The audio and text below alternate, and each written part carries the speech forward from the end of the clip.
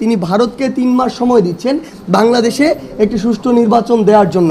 আমাদের কোটা সংস্কার আন্দোলন এবং সবশেষে স্বৈরাচার পতনের আন্দোলন, স্বৈরাচারের পতন হয়েছে, ফ্যাসিস্ট সরকারের পতন হয়েছে। সেই জায়গা থেকে আসলে এখন আমাদের দেশ গড়ার পালা। এই দেশ গড়ার জন্য আসলে আমাদের সকলের সহযোগিতা লাগবে। আমরা যত দ্রুত এই অস্থিতিশীল পরিবেশটি থেকে বেরিয়ে একটি স্থিতিশীল পরিবেশের দিকে যাব, আমাদের দেশের অর্থনৈতিক অবস্থা আসলে তেমন একটা ভালো নেই।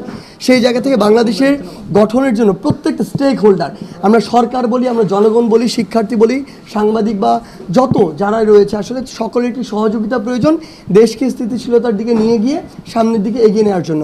আরেকটি কথা স্পষ্ট করে বলতে চাই, যেটি হচ্ছে গতকালকে আমরা কথাটি শুনেছি, সজীব ওয়াজেদ জয় আমেরিকায় বসে তিনি ভারতকে 3 মাস সময় দিচ্ছেন বাংলাদেশে একটি সুষ্ঠু নির্বাচন দেওয়ার জন্য।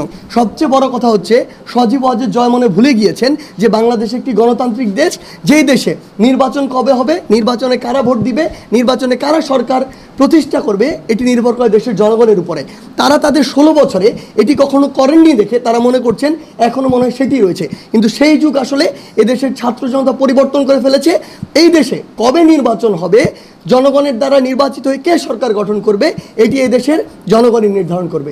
আমরা আমাদের জায়গা থেকে স্পষ্ট মনে করি আসলে যে শিক্ষার্থীরা রাস্তায় থাকবে, এটি কোনো স্থিতিশীল পরিবেশের উদাহরণ নয়। একইভাবে পুলিশ তাদের দায়িত্ব পালন করবে না, এটিও স্থিতিশীল পরিবেশের উদাহরণ নয়। বরং দেশকে যদি আমরা স্থিতিশীলতার দিকে নিয়ে যেতে চাই, তাহলে যার কর্মক্ষেত্র যেটি, তাকে সেই জায়গায় কাজ করতে হবে।